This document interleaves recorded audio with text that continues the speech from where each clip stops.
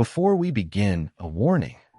This is a true story involving extreme violence and psychological cruelty. Viewer discretion is advised.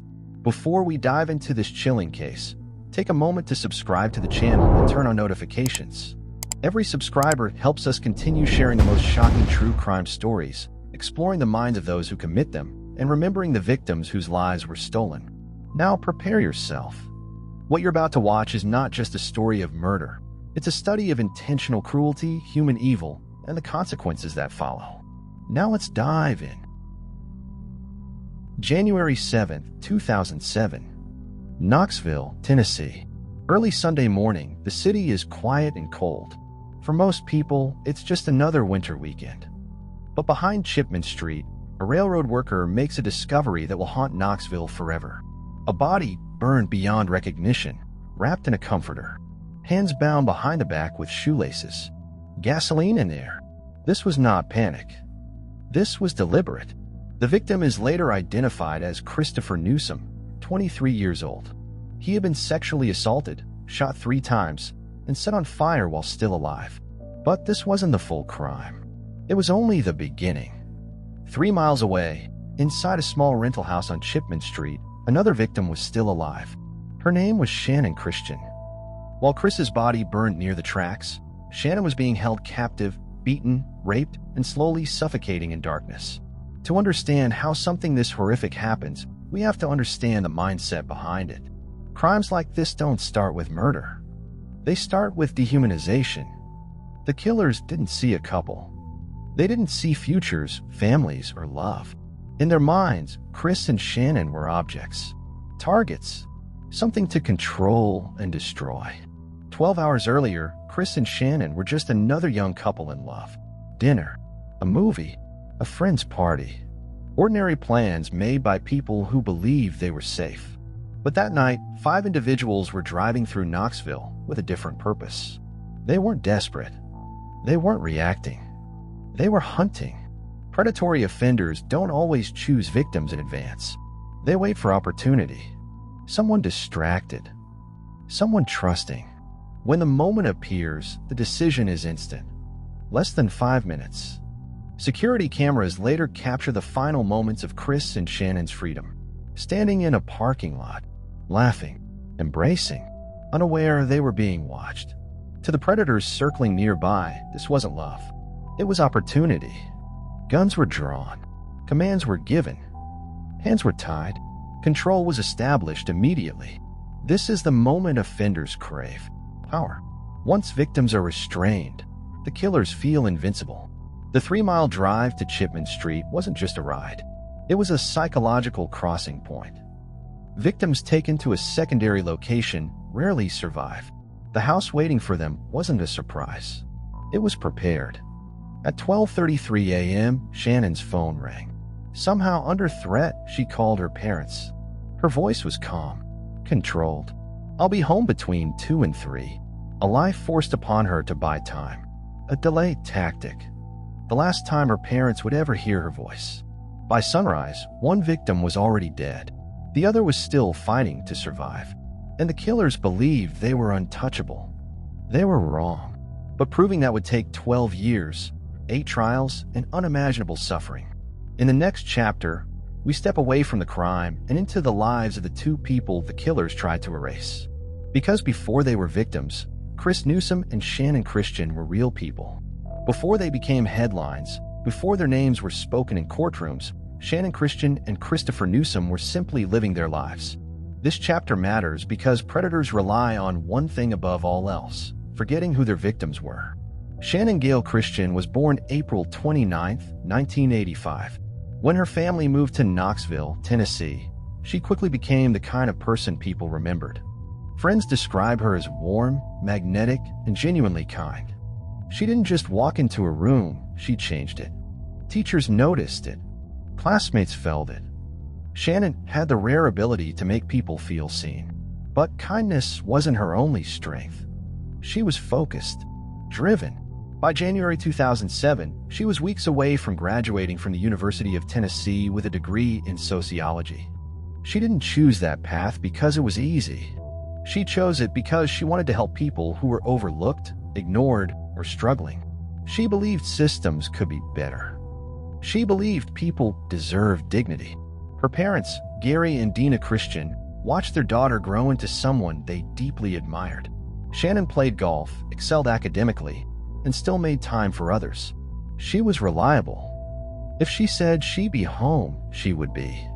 If she promised to call, she did. That consistency would later become the first sign that something was terribly wrong. Christopher Newsom was born September 21, 1983. Knoxville was home. At Halls High School, Chris stood out not for arrogance, but for heart. He was a baseball player who lifted teammates up, someone who played hard and stayed humble. After high school, he chose stability over escape. He stayed local, enrolled at Pellissippi State, and became a skilled carpenter. Chris built things. Real things. Homes. Moldings. Structures meant to last. His work still exists across Knox County today, quiet proof of a life interrupted. At 23, he was disciplined, dependable, and deeply loyal. Friends describe him as the kind of man who showed up when he said he wouldn't answer texts immediately. Silence was never his nature. Together, Channon and Chris balanced each other. She dreamed big. He made those dreams feel possible. She was energy. He was steadiness. They weren't reckless. They weren't careless. They were building a future. That's what makes this case so important to understand. Predators do not select victims because they are weak. They select victims because they are available, normal, trusting, living ordinary lives. On Saturday, January 6, 2007, Channon's parents expected her home by early morning. Chris's friends expected him at a party. No one expected fear. No one expected silence. But when phones went unanswered and hours passed, instinct took over. Something wasn't right. What the killers didn't understand was this. You can take lives, but you cannot erase meaning. Channon and Chris were loved. They were missed immediately. And that love would become the force that hunted their killers long after the crime itself. In the next chapter, we return to that Saturday night. The parking lot. The moment predators made their choice.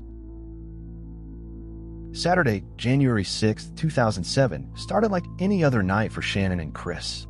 Dinner plans, maybe a movie, then a friend's party. Ordinary. Predictable. Safe, or so they thought. Channon spent the evening at a friend's apartment, smiling, excited, oblivious to the danger closing in. Around 8 p.m., Chris arrived in his truck. Security cameras would later capture the embrace, the smiles, the quiet love between them. Innocent. Ordinary. Perfectly human. From the shadows, predators watched. Not random people, not bystanders. Calculating hunters. They had been cruising the streets, looking for opportunity, watching patterns, evaluating vulnerability. A couple alone. Distracted. Unaware. The decision to act was instant. In seconds, the balance of power shifted. Guns drawn. Commands barked. Get in the car. Hands tied. Fear replaced freedom. Love and normalcy were gone, replaced by terror and control. In less than 5 minutes, the ordinary became extraordinary, in the worst possible way. Channon and Chris had become targets, and predators had claimed the night. The drive to 2316 Chipman Street wasn't just a trip. It was the first step into a carefully orchestrated nightmare. The carjacking was swift. Guns drawn. Commands clear. Get in the car. In that instant, Channon and Chris's world flipped. Autonomy vanished. The predators didn't hesitate. They had rehearsed this moment in their minds long before it happened. Fear became the leash. Hands were bound behind their backs with shoelaces. The back seat of Shannon's 4Runner became a cage. Every movement monitored, every breath controlled. Escape wasn't just unlikely, it was impossible. The predator's power was absolute. The 3-mile drive to 2316 Chipman Street was a calculated exercise in dominance. Each second reinforced helplessness. Chris and Channon weren't just victims, they were instruments in a ritual of control. Every glance from the captors, every threat whispered in the back seat, taught them the same lesson. Resistance meant death. This moment, brief yet transformative, illustrates the precision of predatory violence. The terror was intentional. The psychology of control had begun, and by the time the engine stopped at Chipman Street, the victims were already stripped of agency, poised at the mercy of monsters who had planned every detail. 2316 Chipman Street looked ordinary from the outside, but inside, it was a chamber of calculated cruelty. The walls contained no innocence, only preparation for the horrors about to unfold. This was more than a crime scene.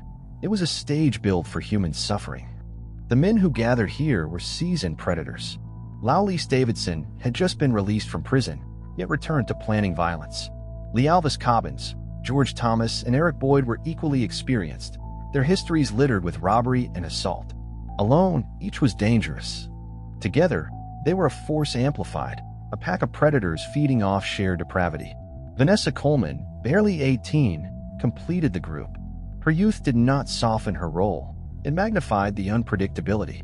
She participated, watched, and enforced cruelty. Age and gender did not define moral boundaries in this house. Only intent and opportunity did. Inside, every corner, every room was weaponized with fear. The house itself became an instrument of control, amplifying the power of the group.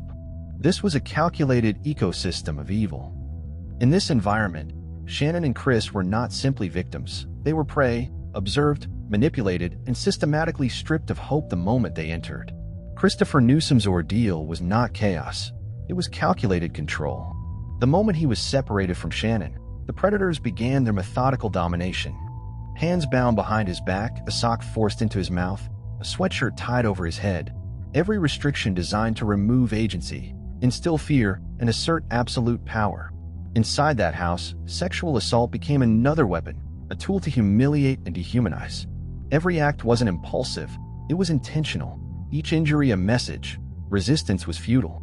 When Eric Boyd forced Chris to march barefoot through freezing Tennessee streets, it wasn't just punishment. It was psychological warfare, a prolonged demonstration of control over life itself. At the railroad tracks, the final act was execution, but even then, cruelty persisted. Chris was shot 3 times, the killers prolonging his suffering rather than delivering a single merciful act. This was terror turned into ritual, domination over a human being to erase his autonomy entirely. Chris's story reveals a horrifying truth. The human spirit can be assaulted in ways that are planned, precise, and remorseless. This is the mind of a predator at work, calculated, unyielding, and utterly indifferent to life. While Chris faced the finality of death, Channon Christian's nightmare was prolonged. She was kept alive deliberately, a captive under constant surveillance and torment. Multiple attackers raped her, beat her, dragged her across floors, and inflicted burns from chemicals, every act meant to reinforce control, to strip away dignity, to assert dominance over life itself. Her voice, pleading, saying, "I don't want to die," was met with calculated indifference. Every scream, every tear, every moment of resistance was weaponized by her captors to deepen fear. Vanessa Coleman's role as guard highlighted how cruelty doesn't discriminate by age or gender. The young could be just as monstrous. This wasn't random violence. It was sustained, purposeful, psychological torment. Channon's captivity shows the darkest side of predation, the ability to wield power over someone else's life slowly, methodically, without remorse. Every hour of her suffering was a lesson in how predators assert absolute control. The final acts of cruelty were not impulsive. They were deliberate, cold, and methodical. Channon Christian, still alive, was subjected to actions meant to erase her existence. Bleach was poured down her throat. Her battered body was scrubbed, bindings tightened, and she was stuffed into multiple trash bags before being placed inside a kitchen garbage can. Every detail of the process reflected a calculated dehumanization. The killers weren't just ending a life, they were attempting to obliterate identity, destroy evidence, and assert ultimate power over another human being. Channon's consciousness persisted through the suffocating darkness, but her pleas, her pain, were irrelevant to those controlling her fate. This was the apex of predatory control, slow, deliberate, and indifferent to suffering. By the time death came, it was not only a physical end but a symbolic assertion of utter dominance, a chilling demonstration of how far human cruelty can extend when unchecked. Even after committing the unthinkable, the killers acted as if they were untouchable. They wore Christopher's shoes, used his belongings, and shared trophies of their crimes. They watched the news obsessively, reliving the horror they had created, each act reinforcing a sense of power and entitlement. But predators always leave traces. The abandoned Forerunner, fingerprints, and DNA left behind became the breadcrumbs that led investigators to 2316 Chipman Street. Shannon's and Chris's personal items were scattered, burned, and defiled, but they told a story investigators could follow. Within days, the manhunt closed in. Arrests were made, and the illusion of invincibility collapsed. The predators who believed they had erased their victims' humanity found themselves exposed, accountable, and powerless in the face of relentless law enforcement and the determination of grieving families. The road to justice was long, painful, and fraught with setbacks. Corrupt judges, retrials, and appeals stretched the nightmare across more than a decade. Families were forced to relive every detail, but they refused to give up. One by one, the killers were convicted. Letalvis Davidson received the death penalty, Letalvis Cobbins and George Thomas life without parole, Vanessa Coleman decades in prison, and finally, Eric Boyd was brought to justice 12 years after the murders. Every one of them was held accountable, their sense of invincibility shattered. From tragedy came change. Laws were reformed to protect victims and prevent legal manipulation. The house where the horror took place was demolished, replaced with memorials and scholarships honoring Channon and Chris. Foundations continue their missions, helping students, funding dreams, and ensuring their names protect others. Evil tried to erase them, but their memory created permanence. Their legacy endures in laws, foundations, and hearts touched by their stories. What was meant to destroy became a force for justice, compassion, and hope, a light that refuses to be extinguished.